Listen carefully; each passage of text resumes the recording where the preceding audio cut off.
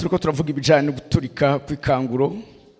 Uyu munsi ndagiye kuvuga ikintu gikomeye cyane buri muntu wese abwirizwa kumenya kubijanye no guturika kw'ikanguro.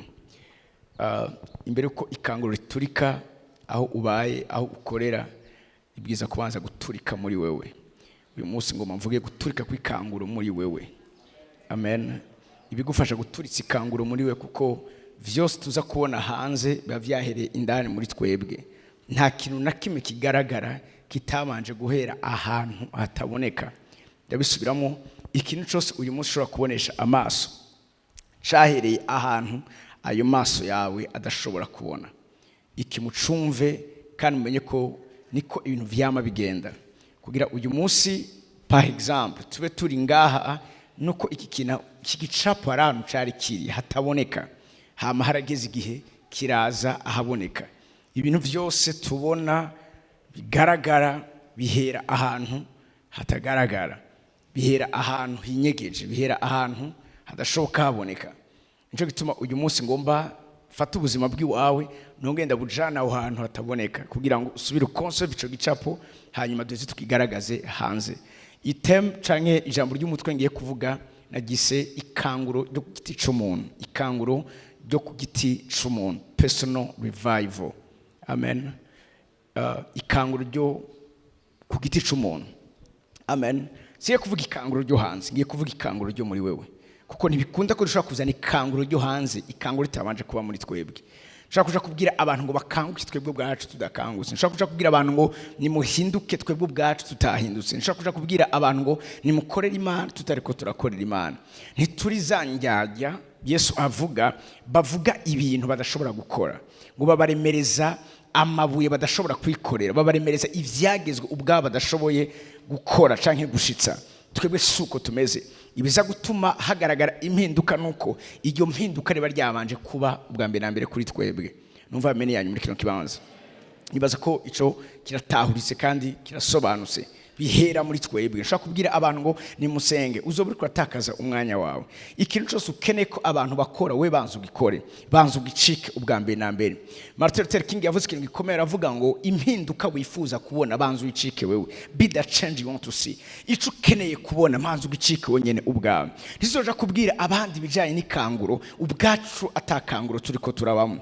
Ntizoja kubwira abandi bijanye n'ubusabane na muhemu yera atabusabane na muhemu yera dufitaniye. Ntizoja kubwira abantu gugororoka tuba turababeje, tuba turabahipokrite. Gutuja kubwira umuntu ngo kora iki kintu nawe udashoboye gukora. Ikintu cyo cazigamye ubuzima bwanje igihe kuva umunsi menya Yesu. Sinzo kugira niyemeza kubwira abantu canke kwigisha abantu ikintu je ubwanje ntarashobora, ikintu je ubwanje ntarikorerako, kuko intahe yacu iba iyo ukuri, iyo tuvuga iyo twabayemo. Numva amene yanyu muri kino kibanza. Urasi ibi ni wamara kubitahura tugiye gushika mu kibanza aho ivyo tugiye kubwira abantu. Shaka kubwira abantu ko Yesu agenderera abantu bakamubona ubwanje ntamubonye. Numva amene yanyu muri kino kibanza. Sishaka kubwira ama experience abantu bashaka kugirana n'Imana. Ubwanje ta experience nigeze ngirana n'Imana. Murazi ibituma ijambo tuvuga rishika kure nuko ivyo tuvuga biba ari ubuzima bwacu. Amen. Niyo umuntu ari karavuga vyonyene urashaka kumenya ati uyu muntu aya majambo ari karavuga sayo ku munwa n'ubuzima abayemo. Yesu ashimo cyane. Rero reka tubigarukane bicika ubuzima bwacu. Bari umuntu randi bati bicika ubuzima bwawe. Sizo kubwira abantu ngo gute wogira ishengero rinini ya mfise ishengero ritoya nibikunda. Sizo kubwira abantu ngo nimwizere ubwande byarananiye kwizera. Sizo kubwira abantu ngo Yesu arakiza ntabonye akiza mu buzima bw'iwanje. Twaba turiko turabesha. Imana shimwe cyane. Tukuma tuvuge personal revival, ikanguro ryo ku giti c'umuntu. Ndifuza ko buri muntu wese aba muri iryo kanguro, buri muntu wese, umumama, umupapa, umukobwa, umuhungu n'umwana akiri muto. Namasubiza amaso nyuma nkibuka ibihe vya kera aho abana bato bagendererwa na Yesu muri Sunday school, kandi abo bana bagize ayo ma visitation. N'uyu munsi hariho kamwe ko kwa mama nyana kitwa gute kamimi. N'uyu munsi iyo kari mu Rwanda karacaka uwo muriro. Imana ishimwe cyane. Rafa pase nakiriye abantu bavuye kumugoboka baje bazi ngo twari dufite amasengesho merekedini, hari bazi ko ayo masengesho atakibaho amen, kubera ko aramasengesha ba mu myanya y'akazi hama baca baza muhira ntabo narinzi ndivira ko ari umuntu ubona haye programa mugabo nsanga ntabo nigeze ma programa mugabo arambwira ati twe turakuzi umwana arambwira ati je nahora mu Rwanda ati mu Rwanda nagiye nkijijwe mugabo nshitseyo ndagwa ati mugabo hariho umumama n'umupapa bambwiye amakuru yawe tubahora basengera mu ishengero ryawe atabo nibo basubiye kumpagurutsa ndabaza abantu ni bandi barambwira ati ni mama Nyana na papa Nyana ati ubu papa Nyana yari mutama niwe yari matama twari dubise bakuze umwanya wose yamari muri bibiri nibibazo n'uyu munsi ashaje ambaza ibibazo yihenza akansaba program nagera ndabizi neza yuko neza kwishura ibibazo bitari munsi y'ijana ariko iyo nyota y'ukumenya yambwiye ati ubu agisha kuri diswari ijambo ry'Imana abantu bo mu Rwanda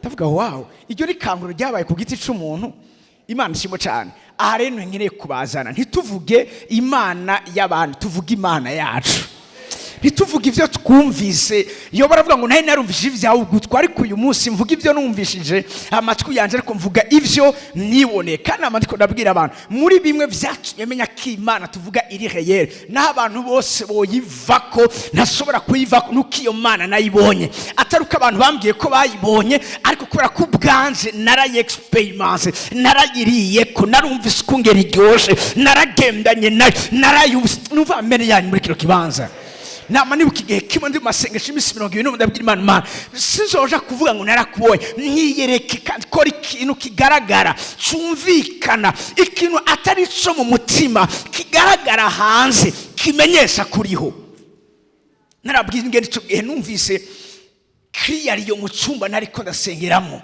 nkibaza ngo niriyo iri ngaha mu cyumba ntigeze mbona aho narindi haranyiganye gitana narindi ko kirajugumira akabati kagomba kungwa ko numva imisenyi rikirankoroka ko iva muri plafond nyamugigima iba aho ndiko ndasengera aho nyene so kamico cyumba nirukanga ndabwira Imana ngo Mana ndakubonye kandi sinzovuga ngo urateye ubwoba kuko abantu bavuze ngo urateye ubwoba nzobivuga kuko icubahiro cawe nta numwe ashobora kugihagarara imbere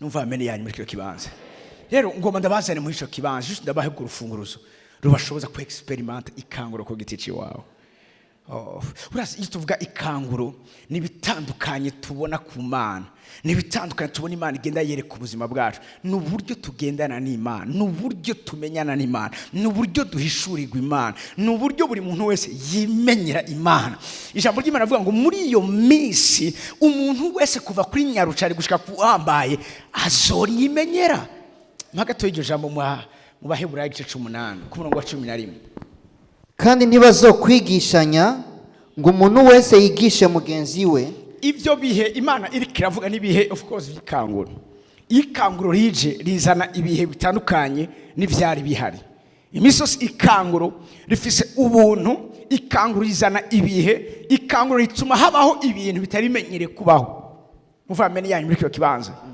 ubundi mu bihe vya kera takanguro rirahaba abantu barigishanya ngo menya uhoraho habiza kuba umuntu akubwira ngo menya uhoraho akwigisha Imana mugavuze ngo muri iyo misi ntibazobacigishanya ngo umuntu wese yigishe mugenzi we ngo menya uhoraho kubera ko atanumwe azoba akeneye kwigisha undi ngo menya uhoraho kuko buri muntu wese azoba ari kare experiment Imana ku giti ciwiwe azoba ari karagendererwa n'Imana ku giti ciwiwe azoba ari karabona Imana ku giti ciwiwe azoba ari karatahura Imana atari uko umuntu ayimutahuze ariko kubera yuko mpemu w'Imana ari kamusoboza gutahura Imana nimumve kino kintu nta kintu kiryoshe mbaye wa mushinwa ngo hakonoguha ifi no kwigisha kuyirobera nta kintu kiryoshe kuko buri muntu wese yimenyera Imana ata muntu amubwiye ngo Imana imeze gutya Imana iteye gutya iki kintu kiraryoshe cyane ko buri muntu wese yigira ku isoko bwira umuntu rwanda bati wigire ku isoko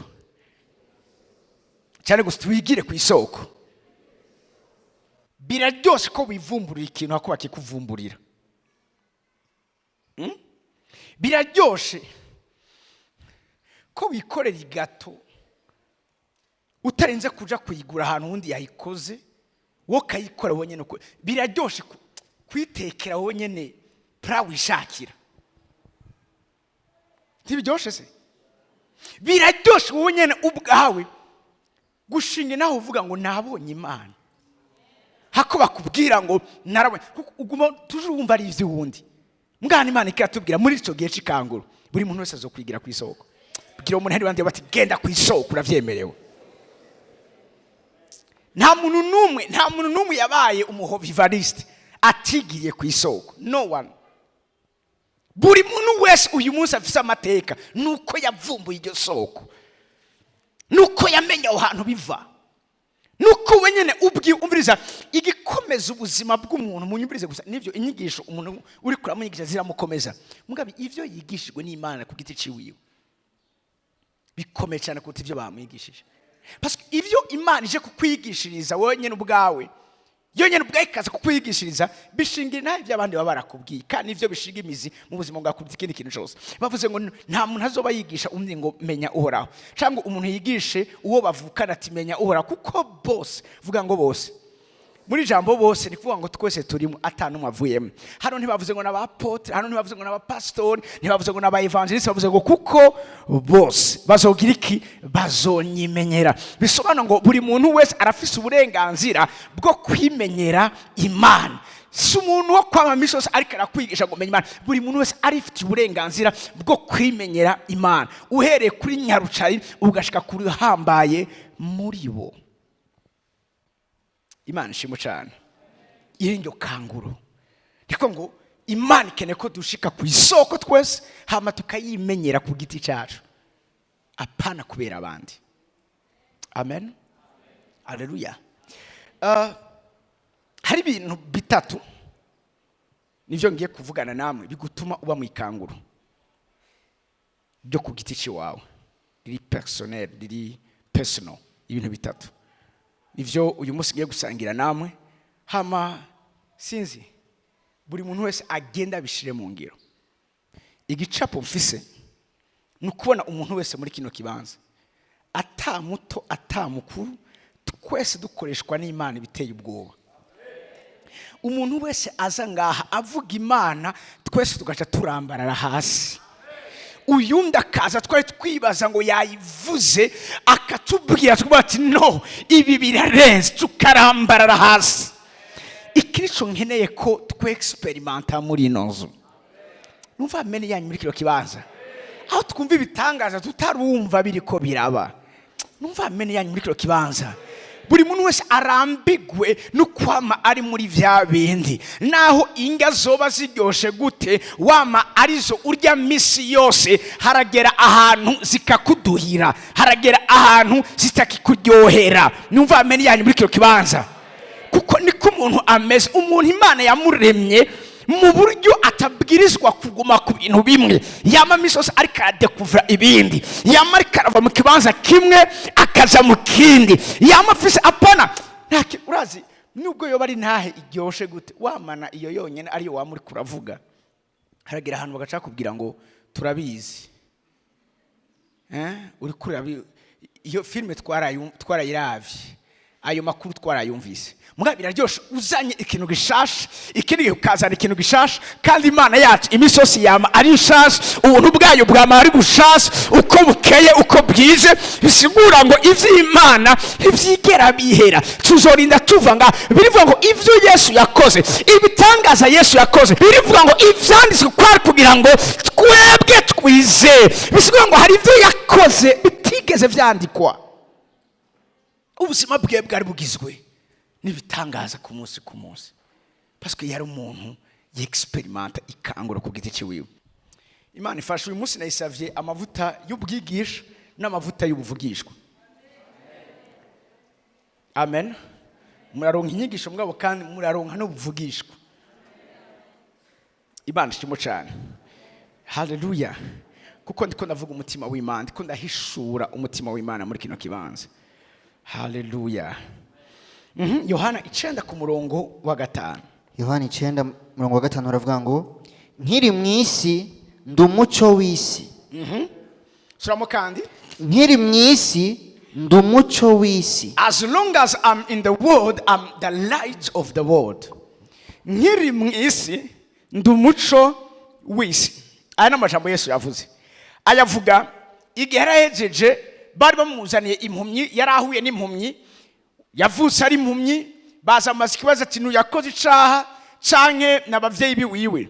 Yesu arababwira ati suyu kandi si n'abavyeyi biwiwe, ariko vyabaye ukugira ngo umunsi umwe ibikorwa vy'Imana bize bigaragarire kuri we. Asaravuga ngo nkiri mw'isi ndi umuco w'isi, kandi dukwiye gukora ibikorwa vy'uwantumye hakiri ku murango, ngo kuko bugomba bwire atawubwo ishobora kugira ico akoze. Ngo ageze kuvuga ayo majambo, afata utwondo aratuvurunga, ashiramo amata adusiga ku maso y'uwo muntu, arambwira ati genda wiyuhagire uca ubona. Aravuze ngo nkiri mw'isi ndi umuco w'isi, nkiri mw'isi ndi umuco w'isi, nkiri mw'isi ndi umuco w'isi. Ntibishobora gukunda ko twe experiment cyangwa tubaho ubuzima bw'ikanguro ku giti cy'iwacu ubwa mbere na mbere tutazi ico turi ngaha mw'isi. Imisi yose ikanguro rituritswa ubwa mbere na mbere no kumenya. Utaramenya ntushobora ku experiment ikanguro. Zose bihera mu nta kintu kisa ubiza, nta kintu gikomeye hano muri nosi nko kuvumbura, nko kumenya, nko guhishurirwa. Ntuzoshobora kuba mu ikanguro ku giti cy'iwawe wewe ubwawe udashobora kuvuga ngo nkiri mw'isi ndiki. Ntuzoshobora kubona Imana mu rundi rugezo wewe ubwawe utazi icuri ngaha muri nosi. Inambuko ya mbere nuko buri muntu wese amenya icari ngaha mw'isi, nuko buri muntu wese amenya ico Imana yamugize ngaha mw'isi, kuko ibi nivyo bivyara ibindi. Yesu avuga ngo nkiri mw'isi ndi umuco w'isi. Nawe uri mw'isi uriki? Ibaze uyu mwanya uri ngaha mw'isi uriki? Oh, ndi umugabo, ivyo ntibihagije. Uriki? Nigiki abantu bakwitezeko? Nigiki abantu babwiza kukubonako? Yesu avuze ngo ndi mw'isi ndi umuco w'isi. Mwana mazabo, ndi mw'isi, abari mu mwijima ndabamurikira. Nimba ndi mw'isi, ni Yesu yabivuze, aravuga ngo igihe cyose abantu ntibazozimira. Mu yandi majambo, ndi umuco wabo kugira ngo babone inzira babwirizwa gucamwo, bamenye icyo babwirizwa gukora. Ndi ngaha muri nosi kugira ngo buri muntu wese yitore asobanukirwe icyo ari ngaha muri nosi. Yesu yavuze amajambo menshi avuga icyo ari ngaha muri nosi. Hama aravuga ngo ndi igiti cy'ubugingo, andi avuga ngo ndi umukate w'ubugingo, andi aravuga ngo ndi inzira ukuri n'ubugingo. Ari definise, arazi cyari. Ntushobora n'umunsi n'umwe kuba mu ikanguro ryo ku giti cy'iwawe wowe ubwawe utaramenya icyo uri. Uyu munsi ngoma ndabafashe kugira ngo n'abatari babizi babimenye icyo Yesu ari mw'isi nico natwe turi. Aho nase kudondagura byinshi, kuko twotangura kubivuga ibi byo twari igihe kitari gitoya. Mugabo fata kino kintu, nimba Yesu avuze ngo nkiri mw'isi ndi umuco w'isi, niwe nyene yagarutse aravuga ngo muri umunyu kandi muri umuco w'isi. Igisagara cyubaswe ku mpinga y'umusozi kidashobora guhishwa. Mu yandi majambo, ivyawe nanje ntibishobora guhishwa, ivyawe we nanje ntibishobora kunyegezwa. Twasizwa ahantu ku musozi, turi hejuru y'ibintu vyose, turi hejuru aho ibintu tubikontora biri hasi yacu. Nta kiduja hejuru kuko umwami wacu yadushyize hejuru, nta kiduhagarara ku mutwe kuko yadushyize ku dutwe tw'imisozi. Amen. Yani muri kino kibanza icarico turi ngaha muri nose uyu munsi, icyo atari karakora kubera ko atari ngaha muri nose agikorera muri twebwe, agikorera muri twebwe. Oh my goodness. Hey, nkiri mw'isi ndi umuco w'isi. Hey, nkiri mw'isi ndi umuco w'isi. Pene data, ibintu uzovyiga mu ishuri. Mw'ishuri ntibigeze batubwira ko turi umuco w'isi. Oya, mw'ishuri batubwiye ko turi aba economist kuko turiko turiga economy, ariko ntibigeze batubwira ko ibi ntabyo bazi, biri hejuru yabo, birarenze gutahura kwabo. Bunyene ubwabo ntibazi impamvu bariho. uwo maze ni kubera ko wabaye umushimiste hakubwira ngo nivyo vyarimwo akazi. Nkiri mwisi ndi umuco w'isi.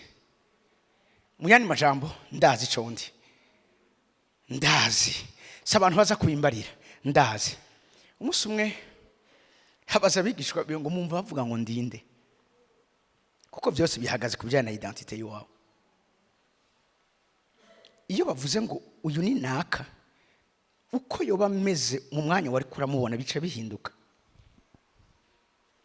Haje umuntu akavuga ngo ndi ntumwa y'umukuru w'igihugu ngaha, nashakaze yambaye nabi, umwana usaba kubona ko yambaye nabi, tarutangura kujugumira ati mbega genzwa niki, juste kubera ico ari.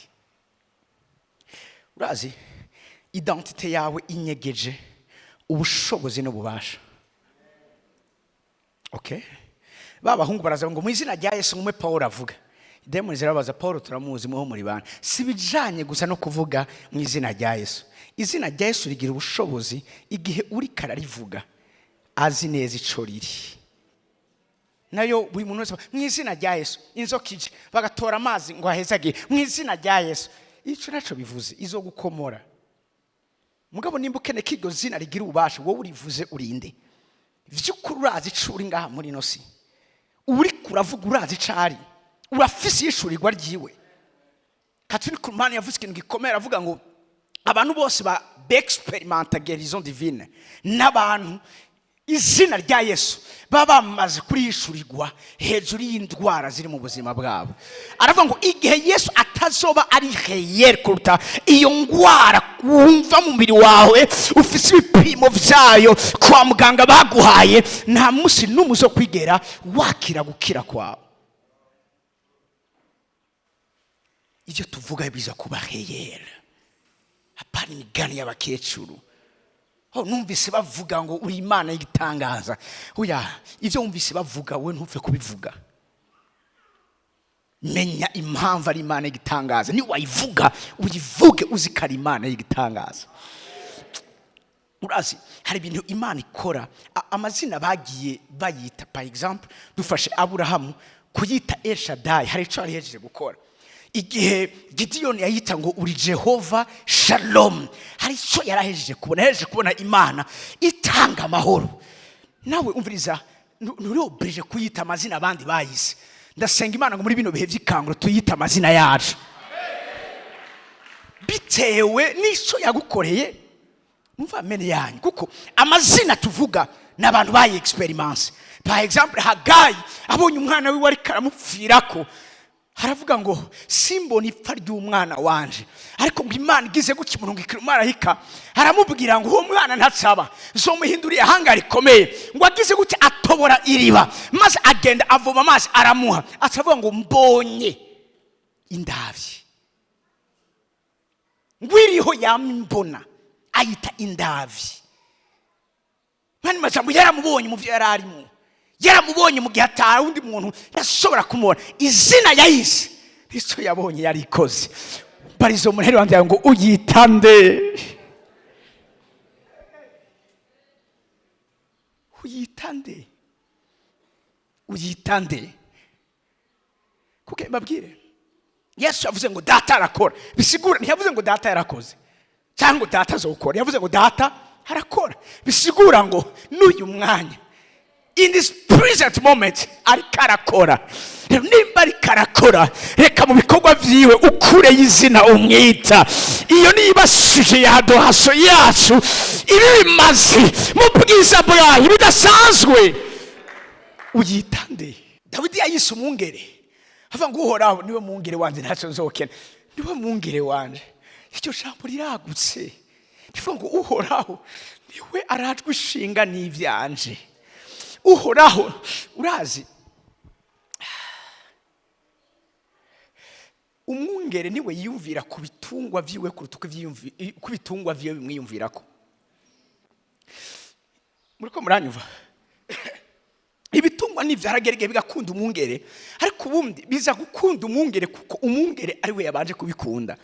Terima birarengirwa n'urukundo abikunda ku buryo hagera ahantu navyo nyene bimumenya, bikamenya ko aje mu ruhongore, ntaje nk'umuyangayanga nk'umubushe, aje kurondera ikimaze kugira ibinure byinshi n'umusoso mwinshi kugira ngo akijane kuri abattoir.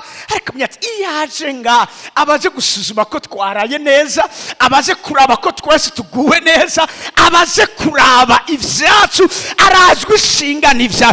Dawidi avuze ngo uhoraho n'umwungere wanje, nuko yari yarabaye umwungere, arazi ivyo yakorera umukuku wiwe, arazi ingene yavyuka kare agiye kurondera ahantu hari ubwatsi butotahaye, ahantu hari amazi adasuma. Iki ni ikintu gikomeye, amazi adasuma.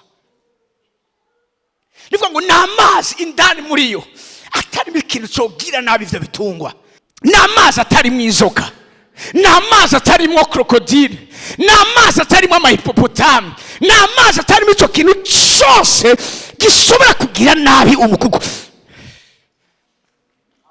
Andongora iruhande y'amazi adasuma, arirasira ko hantu abijanye ibyo bitungwa atakintu kiza kubigirira nabi. Yesu aravuga ngo ndumwungere mwiza yigura intama ziwe. Iyo abonye intama yavunitse ayishyira ku rutugu akayijana. Umwungere niwe akora ibikorwa byinshi hejuru y'ibitungwa. Ariko avuga ngo uhoraho ni umwungere wanje, ariko bati uhoraho ni umuvyeyi wanje, uhoraho niwe amenya ivyo nkeneye, uhoraho niwe arazwi ishinga n'ivyanje, uhoraho niwe mahoro yanje, uhoraho niwe rukundo rwanje, uhoraho niwe munezero wanje. Ikanguro personnel ni ukumenya Imana ku giti cawe. Ibi bidutuma nabo dushaka kwingongo ihakana uwo mwami, abashaka kumwihakana n'abatigeze mumenya. Kuko kumumenya si kumenya ko gusa yitwaye Imana, oya, nukumumenya bitewe n'ukungene mwabanye, n'ukungene yigaragaje mu buzima bw'iwawe. Imana ishimwe cyane. Hari ibintu ndashobora gufuta, hari ibintu Imana ikora bikaba bibaye nk'ivyanditswe ku ihembe ry'imbogo. Ikintu wanditse ku ihembe ntikizopfa gifuditse. Hari ibintu Imana ikora bikabibaye grave mu buzima bwacu ku buryo atakintu na kimwe gishobora kubihanagura. Numva mbere yanyu muri kino kibanza. Urinde ngaha muri nose. Amen. Okay, reka mvuge icya kabiri. Inyuma yo kumenya ishuri ngaha muri nosi ari nyacu cambere gituma ibindi bibaho, hari ikindi kintu kica kize. Misos iyo umenye icuri umenya n'umuhamagaro wawe. Ngo mavuge gato ibijanye n'umuhamagaro, parce que ikanguro turiko turavuga ntishobora ubwa mbere na mbere kuba personnel tutaramenya ico duhamagarirwa. Kenshi tuvuze umuhamagaro abantu baca babona abantu bafise microphone bariko barabwira abantu. Iyo tuvuze umuhamagaro abantu baca babona umuntu ariko arasengera abantu. Iyo tuvuze umuhamagaro sinzi kenshi tubona ibikorwa bikoreka imbere y'ishengero, ariko umuhamagaro sico. Umuhamagaro sico. Umuhamagaro sico. Buri muntu wese, okay, reka kadabishigikiza ijambo ry'Imana. Somera gatoya Abikorino ba mbere igice c'indwi ku murongo wa 17. Ariko gusa uko umwami wacu yagabiye umuntu wese. Suramo kandi ariko gusa uko umwami wacu yagabiye umuntu wese. Bavuze ngo uko umwami wacu yagabiye. Iri jambo kugabira ni jambo risigura yahaye. Uko umuntu wese mwanya majambo yahawe. Uko umuntu wese afise ico yabikijwe n'Imana, uko umuntu wese afise ico Imana imuhamagarira. Nicyo kavuga. Ariko gusa uko umwami wacu yagabiye umuntu, ikinashaka mucumve kuko bavuze umuntu wese. Ifango ntawuvamo. Nta numwe atarimo, umuntu wese. Umuntu wese yarahamagawe n'Imana. Umuntu wese yakirijwe yarahamagawe n'Imana. Umuntu wese yitavye umuhamagaro muri Kristo Yesu ari ku muhamagaro w'Imana. Ntidushobora ku experimenta ikanguro mu buryo buri personnel. Buri muntu wese ataramenya yuko hari umuhamagaro uri muri we. Aho cha tuhagaruka. Genda muri Yesaya gatoya. Igice ca 26 somera ku murongo 8. Mbere mu nzira y'imanza zawe ziroranye uhoraho niho twamye tukwitegeye. Somo kandi mbere mu nzira y'imanza zawe ziroranye uhoraho niho twamye tukwitegeye. Niho twamye tukwitegeye. Komeza. Izina ryawe no kuba rurangiranwa kwawe nivyo imitima yacu ihahamiye. Nivyo imitima yacu ihahamiye. Imitima yacu ihahamiye kizina ryiwe riba rurangiranwa. Izina ry'Imana ishobora kuba rurangiranwa igihe tutaramenya n'igikimana yatsibiye muri twebwe. N'igikimana yatekeye muri twebwe. N'igikimana ashize muri twebwe kuko abayitumye iba rurangiranwa hari ikintu bari bakoze. Nta burorero dusubira bwinshi muri Bibiliya ariko nababwira nk'akarorero ibijyanye na Daniyeli na bagenzi biwe izina ry'Imana ryamenyekanye biciye. Somera gato ya Daniyeli. Daniyeli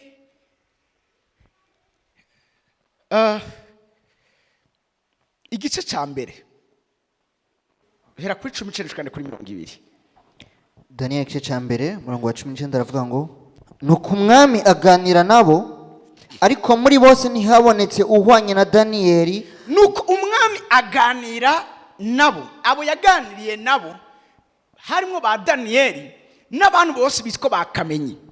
Abantu bose biswe ngo n'abanyabwenge bari bifise mu gihugu cy'Ibabuloni. Bose babasize hamwe. Umwami aganira nabo ariko bavuze ngo ntihabonetse uhwanye. And among them all none was found like Daniel. Nta numwe bigeze basanga ahwanyije na Daniyeli. Anavuga ngo Daniel was excellent more than others. Nta numwe yabonetse ahwanye nabo kuko Daniyeli yarazi Imana yiwe. Niyo yavuze ngo abazi Imana yabo bazokomera. Ibizogarukira ku gukomera gusa bazoca bakora ivy'ubutwari. Ntihaboneka numwe ahwanye na Daniyeli na Hananiya na Misayeli hamwe na Azariya ajyana amazina ya Mesaki, Abedenego na Shadraka. Nta numwe yabonetse ahwanye nabo ngo nicyo cyatumye bagigwa abo gukorera umwami. Icyo bari cyabashize hejuru gukorera umwami. Genda igice cya 3 aho nyine Daniyeli soma mirongo 24-25. Maze umwami Nebukadineza asimbwa n'umutima ahaguruka n'ingoga abaza abajyanama biwe ati mbega hajya ntitwatereye mu muriro abantu 3 baboshwe. Dusuba inyuma gatoya, umwami yagiye gukoreshwa ikintu atashaka gukora kubera ishari ry'abantu bagize complexe kubera ubuhanga bwa Daniyeli na bagenzi biwe. Bituma barondera, bari bavuze ngo ahantu honyine dushobora gukura Daniyeli ntitumurondere mu bibi ntituzomusangayo, tumuronderere ku Mana yiwe. Yarazi Imana yiwe. Turondere ukungene turondera icyitwazo mugabo naho tukirondera ku Mana yiwe. Nababwiye umwami cyane gushinga icuranyo umuntu wese avuga inzamba gacikubuta imbere ibintu nk'ibi ko bari bazi ko Daniyeli byatashobora kubikora, bagenzi biwe badashobora kubikora. Aha niho turiko turumva ano majambo. Mu nyuma baragira ayo marobing babata mu itanure ryaka umuriro barinze gushusha beta ngabundwi. Ariko umvirize umwami ngo asimbwa n'umutima aja kuraba. Naha dusomye ngo umwami Nebukadineza asimbwa n'umutima ahaguruka n'ingoga abaza abajanama biwe bati mbega harya ntitwatere mu muriro abantu 3 baboshwe Meshaki, Abedenego na Shadraka. Bishira umwami bati koko nabo umugenzi. 25 arababarira ati erega ndabona abantu 4 babohoye bagenda mu muriro hagati kandi ntaco babaye kandi ishusho y'wa 4 isane y'umwana w'Imana. Amen. Urazi iri jambo niryo Paulo yafatiye ko mu kwandikira abikorino ababwira ko umuntu wese abwirizwa kumenya ico yahawe, abwirizwa kumenya umuhamagaro wiwe. Mu Congereza bavuga ngo mu masituasiyo yose yoba arimo. Iri jambo, iryo jambo yanditse yari kwenga subire hariya mu Bikorinto ba mbere uheze ujya murongo w'indwi, indwi ku murongo wa 17. ariko gusa uko umwami wacu yagabiye umuntu wese kandi uko Imana yamuhamagaye aba ari kwamera. Uko umuntu wese Imana yagize iki yamuhamagaye abe ariko amera. Bisiga ngo umuntu wese arafise umuhamagaro. Everyone has a calling. Baro umuntu urafise umuhamagaro. Umviriza, imihamagaro ingana uko abantu bangana. Nimba uyu munsi abantu bose batuye isi ari miliyaridi 7.5 biyanzuziye kuba 8, uko niko imihamagaro ingana. Buri muntu wese arepresenta umuhamagaro. Igihe cyose isi zo kwamiriko abantu hazoba hariho igihe cyose umuhamagaro Imana ihamagarira abantu. Nuko bimeze. Aha rero nashaka ngo buri muntu wese ubwamira imbere ko twinjira mu bindi, buri muntu wese d'abord twinjira abizi neza yuko nta numwe adafise umuhamagaro, nta numwe atagira icyahamagarirwa n'Imana gukora. Urabona jewe n'ukuri jewe sindi imvuzi bige byo kuvuga ntavyo noshobora. Ninda kubiye ko imihamagaro ari yo kuvuga gusa. Haro ni imihamagaro yo kumviriza, kandi imihamagaro abaho.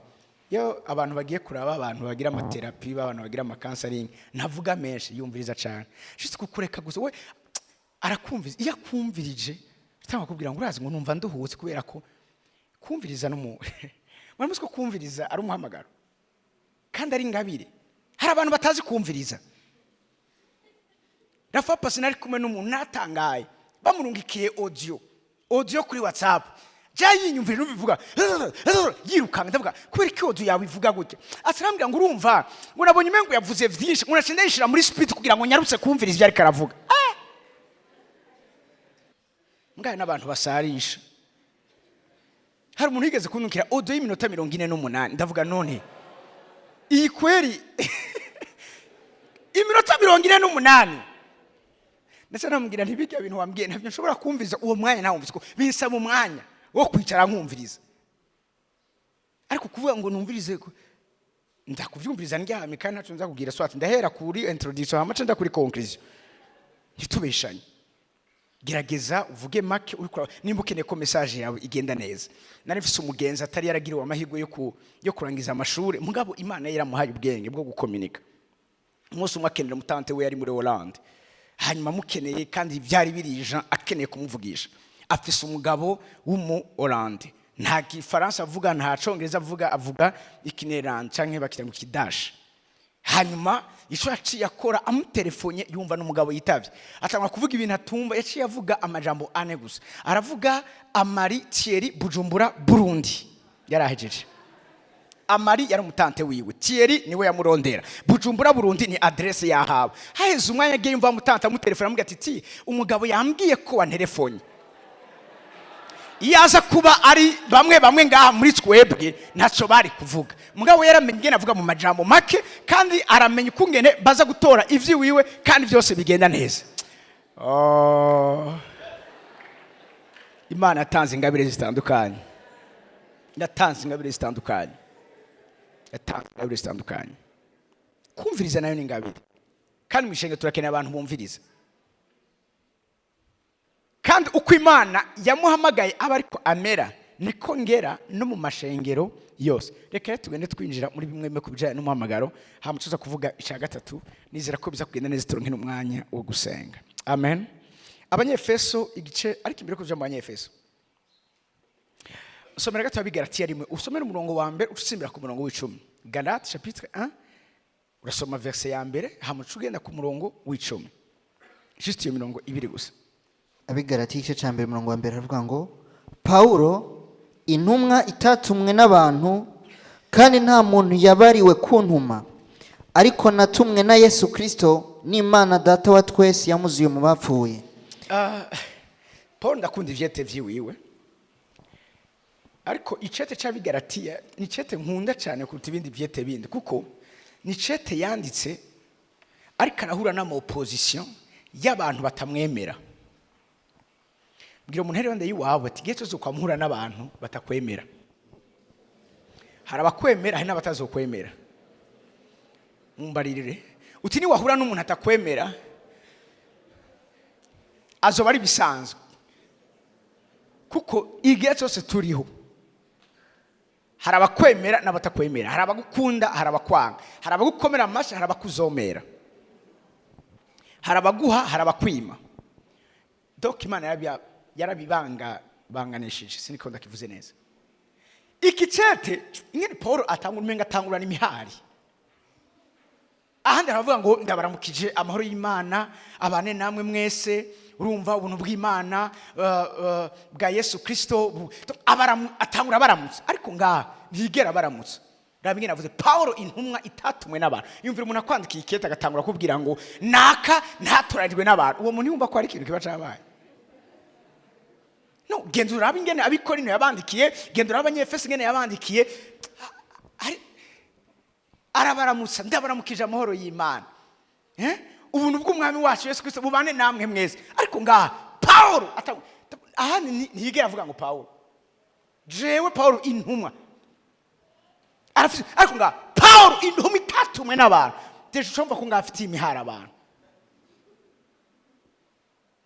Kinda gikunda mu vyigwa nize banyereka ko isengero ry'Igalatiya niryo ryemeje, niryo ryatumye Paulo ashinga imizi mu muhamagaro, niryo ryamucalenjinze. Abandi agiye baramwakira, mugabo ageze Igalatiya batamubwira ati wewe ntiwagendanye na Yesu, wowe urinde uza kutubwira ngo uri intumwa. Intumwa nisi yatuzi zagenda na Yesu. Donc yashitse bamuresiste, yashitse bamuseka. Mugabo kubera ko yari mu muhamagaro, urazi kumenya umuhamagaro wawe biso kizogutuma ntacyo bitwaye vyose biguseka, ubandanya imiyaga iza ubandanya. Kubwo umuhamagaro yarazi afise, yarapenese, yarabandanya, yaramenye arashika akeneye gushika. Kujegera hana tangura kubadomira ahubwo agatangura kubabwira mwabagalatiya bibijujumwe ninde yabaroze. Niho nyina avuga igicete cy'Abigalatiya amaze mu Paulo akoresha umwanya we woba vexe, kuko ayavuga ubona neza yuko ari kuri defensive, ubona ko ayavuga neza ari umuntu azi cyari kandi azi cyakene mu buzima bwawe. Niho nyina avuga ngo umuntu hazoza babwira ubutumwa bunyuranye n'ubwo nababwira, naho yo bari bumane kavuye ku Mana arakavumwa, kubera ko niho hantu honyene bashoboye kumuresista, singeno bivuga kumuhangara. Mugabo Rabingene atangura avuga, garuka ku murongo wa mbere, Paulo intumwa itatumwe n'abantu kandi nta muntu yabariwe kuntuma. Kandi avuga ngo nta kagwi k'abantu, not a group of people, nta bantu bagiye hamwe ngo bansireho nk'intumwa. Hamwe narokonese ko ari abantu batumwa, kubera ko hari abantu Imana hagurukije bakabarambika kw'ibiganza, hama bakabatuma bakabarungika, nawe nyine ubwiwe baramurungise. Usoma ibyakozwe mu gice cya 13 biratubwira ngo babarambika kw'ibiganza bena Barnaba, hanyuma ngo barabarungika. Mugabo ngahageze Igalatiya havuga ngo kandi nta muntu yabariwe kuntuma, ariko natumwe na Yesu Kristo n'Imana Data wa twese yamuzuye bavu. Muyani mazaba uko mwoza mumeze, uko mwoza muvuga ntacyo bimbariye, natumwe n'Imana na Yesu Kristo. Uwo ni umuhamagaro wanje fise. Yara the certainty of the calling uri Paulo. Wow, ndakena ko namwe mugera ahantu mukadefend imihamagaro yanyu. Barako kubati ntacyo uzova mugati uranyihenzeko, deje namaze kukivamo kuva umunsi nizera Kristo Yesu nk'umwami wacu n'umukiza wanje. Hari icyo nacitse, hari icyo nabaye ndimisi. Iyo bakubwiye ngo urinde wishura gute? Babwira ibifise akamaro samashure yo ngaha mu inosi, ariko nico Imana yo yaguherera upapuro rw'umutsindo ari ikwigishirije utabyigishijwe n'abantu. Umva mene yanyu muri cyo kibanza, simvuze ngo by'amashuri ntibikenewe, birakenewe cyane, mugabo bizi inyuma. Uyu Paulo ariko aravuga yari mu docteur mugari higeze n'umusuma avuga ngo jewe umunyabwenge w'ivyanditswe jewe ubuzi binabi ngiyi presentation yiwe intumwa itatumwe n'abantu. Haya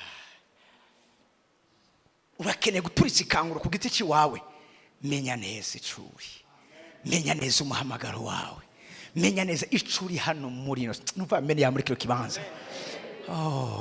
Bivuga ngo anjana mu nzu y'umubumvyi sanga ari karabumba, ngo maze cyo ari karabumba tononekara mu biganza vyiwiwe, ngo maze arasubira akibumba ukundi gusha. Aha niho nkunda ngo uko agomba yakibumbye ukundi gusha uko agomba. Mu yandi majambo icyo twari turi muri Adamu wa mbere si Imana yagomba, ni tononekariye mu biganza vyiwe, ariko icyo yasubiye kubumba ukundi gusha, icyo nico twuri, icyo twatise, nico cyukuri, nico turi muri Kristo Yesu. Icyo turi muri Kristo Yesu ni Imana yagombye, ni Imana yabonye ko kibereye. Nari sikonza kuva amen message muri kyo kibanza.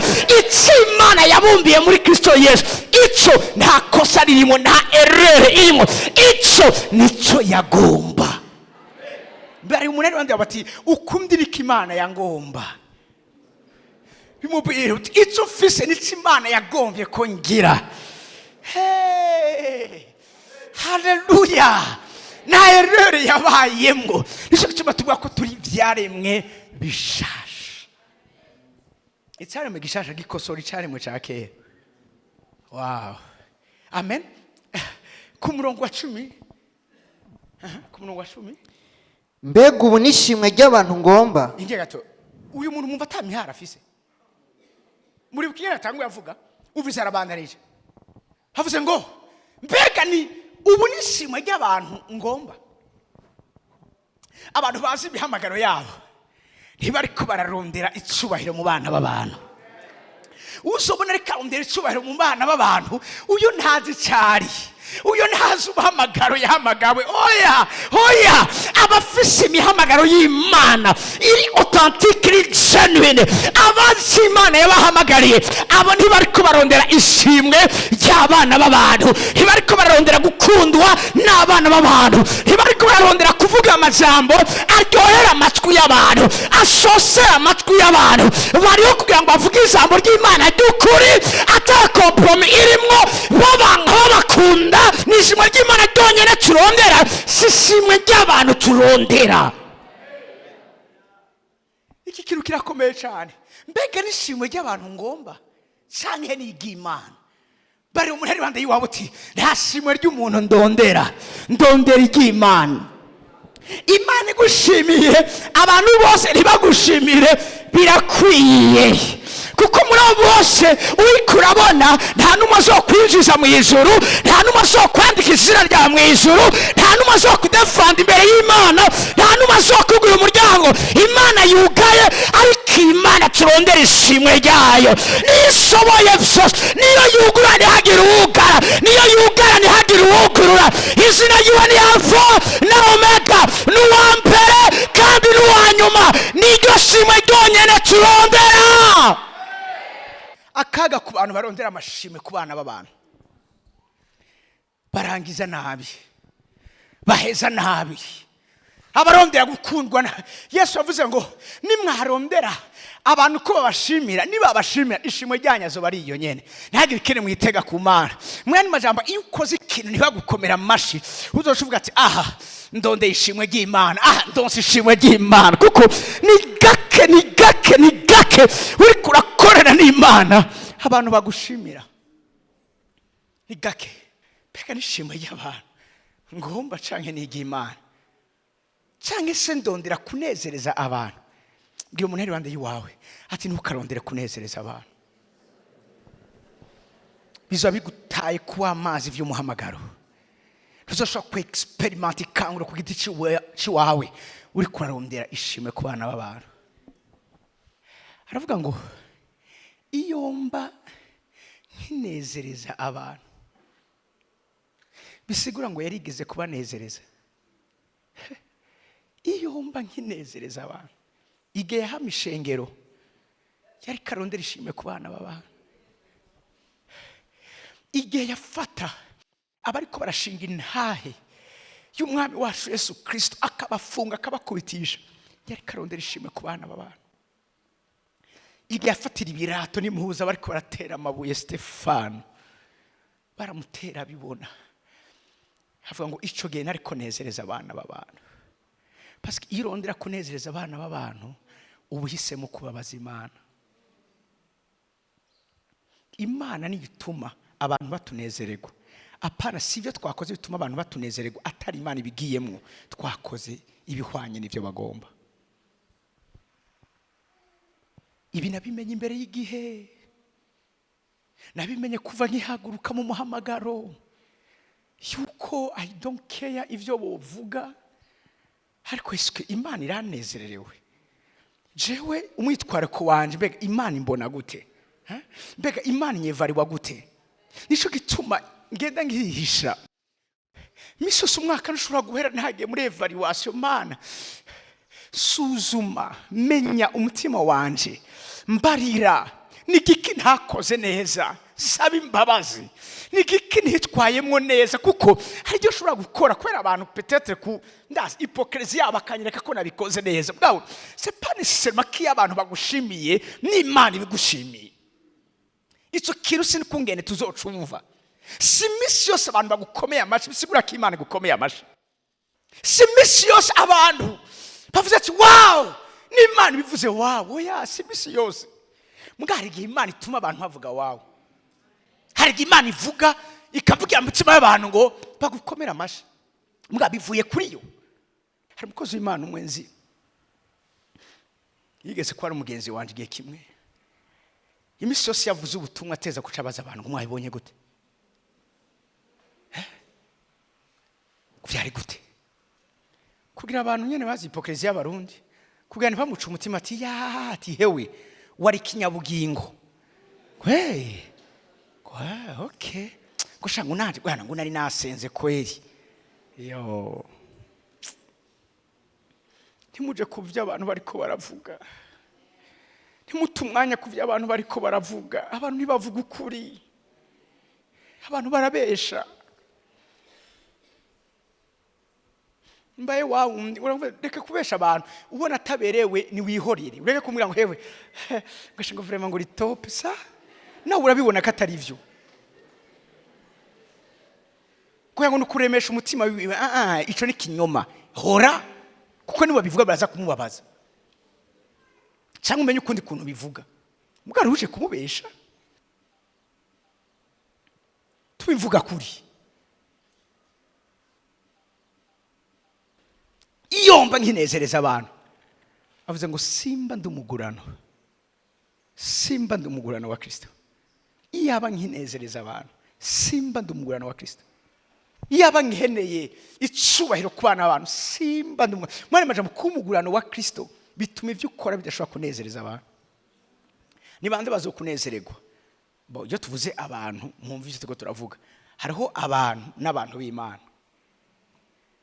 Okay? Abantu ni rusange, abantu mugabo kenshi dushaze kuvuga babandi batazi ibanga ry'Imana. Uwimhemu aramenya ivy'imhemu binyegeje. Aba rero barabimenya. Mugabo abandi basigaye ntushire umutima ku byabo. Haleluya. Avuze ngo yaba nkinezeza abantu simba ndumugurano wa Kristo. Reka soma umurongo wa nyuma Abikorinto ba mbere igice ni cyambere nyene. Usomero uhere ku murongo wa 26 dushikane kuri 31. Abikorinto ba mbere igice cyambere murongo wa 26 turavuga ngo muzirikane ihamagagwa ryanyu bene data yuko abubwenge bw'abantu bahamagawe atari benshi, abakomeye bahamagawe atari benshi, abapfasoni bahamagawe atari benshi. Mwavyumvise bavuze ngo muzirikane ihamagagwa ryanyu kuko abubwenge bw'abantu bahamagawe atari benshi, abakomeye bahamagawe atari benshi, abapfasoni bahamagawe atari benshi. Mwani majambo Imana afise amakritere yayo guhamagara. Aha bariko baravuga suko no mu banyabwenge Imana itabahamagara. Oya, mugari kiravuga kino kintu Imana ntitoranya abantu ko abantu babatoranya. amakriteri y'Imana mu kugutoranya kenshi atandukanye n'ay'abantu. Umuntu kugira ngo agushime nuko abona ibyo kugushimako, ariko Imana kugira ngo igushime nuko ibona byinshi idashima kuri wewe. Nizo tubavuze ngo muzirikane ihamagagwa ryayo. Iki kintu cyane kiri muri mwebwe, ashaka ukene ku experiment Ikanguro ku giti ciwawe, wamigeje suzirikane ihamagagwa ryiwawe. Sindu wari we wese hano muri no sindu wari we wese, hari icyo ufise, hari icyo nahawe. Umunsi umwe uhagarara imbere y'Imana imbaza icyo nakoresheje, icyo yamaye. Siningaha ngo nigenge nigabe, no, sindu wanje, nduwiwe, naraguzwe. Haleluya. Muzirikane ihamagagwa ryanyu, kuko hari benshi ari guhamagara bakurusha ubwenge bw'abantu, ariko ntiyabahamagawe, yahamagaye wewe. Hari benshi ajya bavuga ngo kuko ngo abakomeye bahamagawe batari benshi, muri abapfasoni yinjira ngo abapfasoni n'abantu bari noble, abantu bari noble, abantu bari honora, abantu bicubahiro, abantu bakunditse. Ariko avuze ngo si benshi bahamagawe ku murongo wa 27. Ariko Imana yatoranije ibipfu vyo mwisi. Oh my goodness. Ngo imaramaze abanyabwenge, yatoranije ibinyantege nke vyo mwisi, ngo imaramaze ibikomeye ku murongo wa 28. Ngo kandi n'ivyoroshe vyo mwisi n'ibikengegwa, mbere n'ibitariho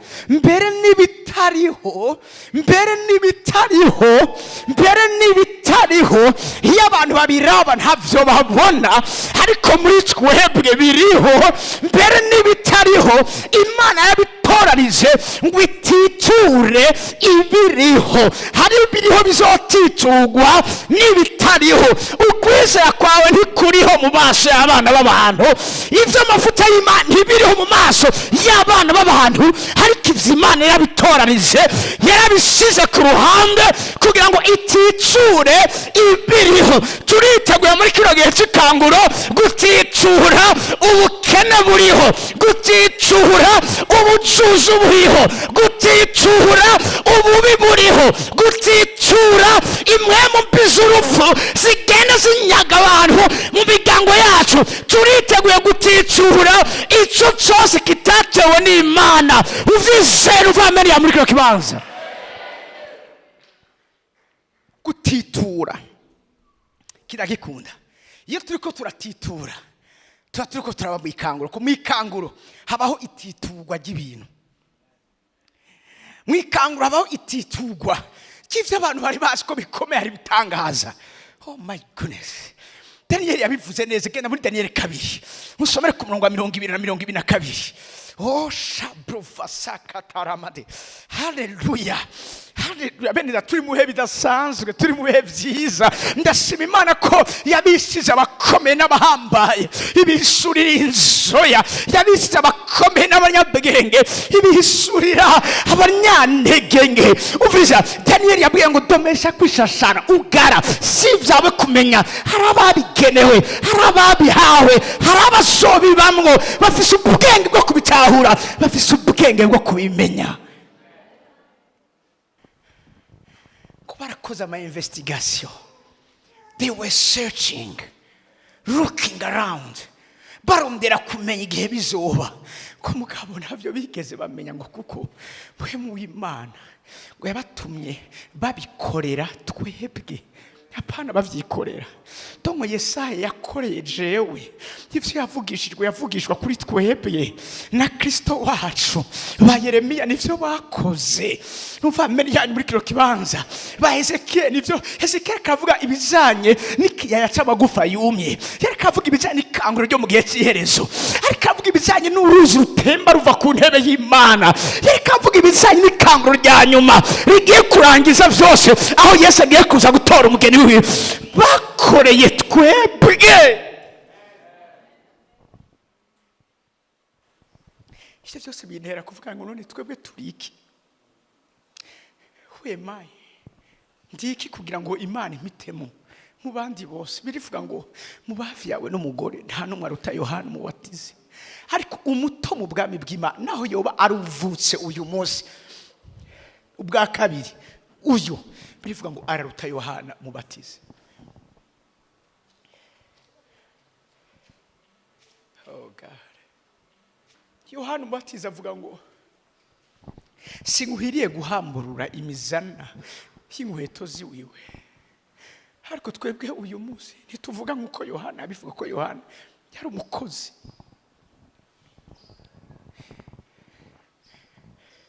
Haleluya. Wow. Daniel aravuga ati izina ry'Imana kiragahimbazwa ibihe bitazoshira, kuko ubwenge n'ubushobozi ari vyayo. 21 niyo ikuranya imyanya n'ibihe. Natume kukubwira muri kino kibanza yuko muri iki gihe ugiye ku experiment ikanguro ku giti ciwawe, hari imyanya igiye gukuranywa ku buzima bw'iwawe. Hari abantu bakwicariye mu bintu Imana igiye guhagurutsa, hari abantu bakuryamiye mu bintu Imana igiye gukurayo, hari abantu bicaye mu vyawe Imana igiye kwirukana. Iki ni igihe cy'uko duposede amaposeso yacu, iki ni igihe cy'uko tugendera mu vy'Imana yavuze, iki ni igihe cy'uko twambika umubiri ivy'Imana vyose yasezeraniye ubuzima bwacu, kuko ubwenge n'ubushobozi ari vyayo. Nikuranya imyanya n'ibihe, imyanya n'ibihe, for he changes the times and the seasons. Hari amasezo, hari ibihe vyabaye ivy'ubukaragwa ku buzima bw'iwawe, ariko muri iki gihe ugiye ku experimenta iri kanguro ku giti cy'iwawe, ivyo bihe biragiye kurengana.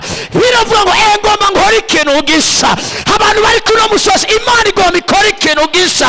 Mbega mwari bwakibone hari ikintu gisasa Imana igomba gukorera ubuzima bwacu. Ivya kera bigiye kurengana, ivya kera bigiye guhita, bisasa biraje, bisasa biriko biradodora, bisasa biriteguye kuza ahure kugira ngo winjire, winjire, winjire, winjire, winjire mu gihugu cyawe cy'amasezerano. Amashyi menshi ku mwami w'abami.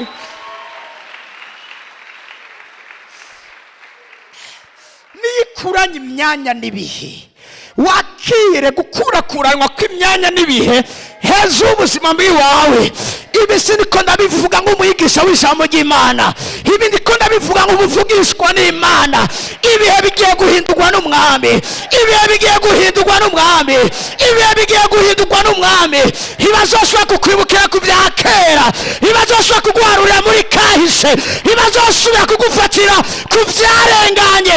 Bisasa biraje, bizanye icubahiro, bizanye ubwiza, bizanye amavuta, bizanye urundi rugeso rundi, bizanye irindi risurirwa, bizanye uwundi mutima.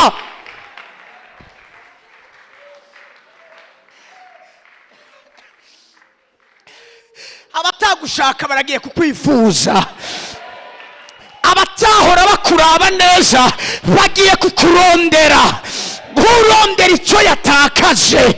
Nuva meni yanjye muri kino kibanza, iyo ibihe bihinduwe n'umwami ucika uwakwifuzwa, ucika uw'agaciro, kuko wabaye w'igiciro kinini mu nyonga z'Imana.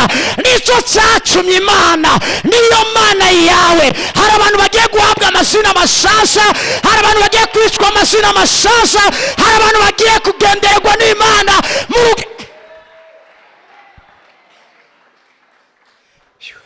mupianista ze hano. Sharamasete niyo ihindura imyanya n'ibihe.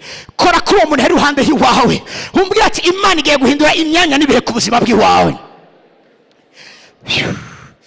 Subira kandi ukore kuri iruhande y'iwawe, umubwire ngo vyahimbaye Imana kikugirira neza, vyahimbaye Imana kikwambika icubahiro cayo vyahimbaye Imana kigukoresha, vyahimbaye Imana kikwiyereka, vyahimbaye Imana kigukiza iyo ngwara kwa muganga bakubwiye kidakira. Ukurika Imana ivuganye namwe, ukurika Imana ivuganye namwe, ntibazoshoka kukwita igihugu c'ubugaragwa, igihugu c'umusaka. Oya, iryo si ryo zina bagiye gusaba kwita ubuzima bw'iwawe. Bagiye kukwita igihugu c'Imana, igihugu cagenderewe n'Imana, igihugu cibushwe n'Imana.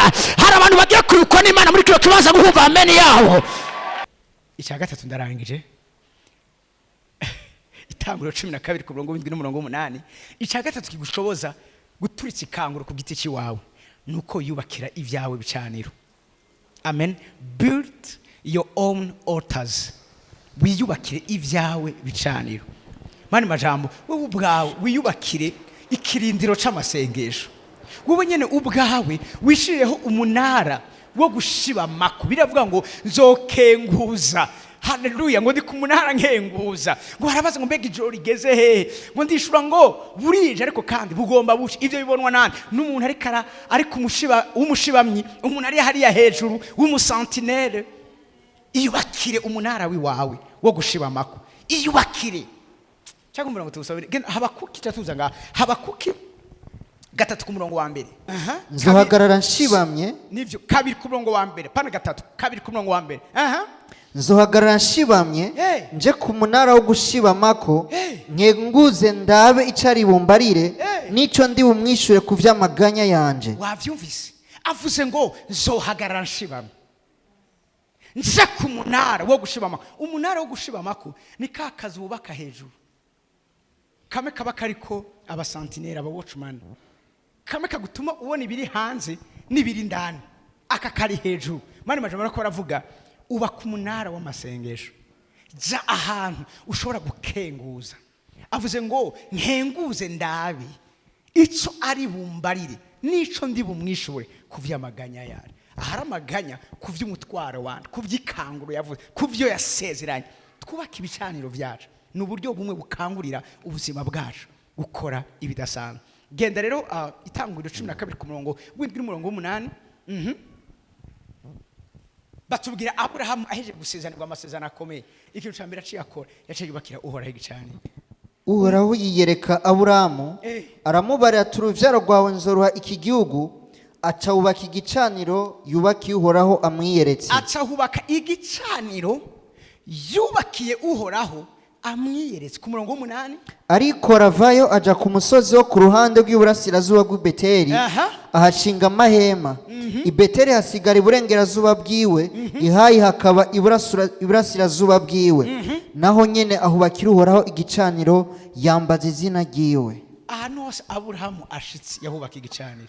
Igicaniro nico kidelimita territoire yawe. Ahari igicaniro Satani ntavogera. Ahari igicaniro Satani ntatera uko ashaka. Iki nico cagiye gutuma munyumvirize neza. Aha musi basatubwira ingene yaciye ahunga inzara agenda muri Egiputa. Farao acaza gufata umugore wiwe kugira ngo amugire umugore wiwe. Mugakora igicaniro yasize yubatse. Raba kino kintu Imana igendera Farao mwijoro. Iramubwira ati uwo mugore wabandi guhenda umukoreko ndakurandura ndakwica. Iyumvire igicaniro catumye umuntu asenga Imana nyinshi, umuyidolatre yumva Imana kubera juste igicaniro Aburahamu yasize yubatse I Beteri. Imana amubwira ati wihenda umukoreko.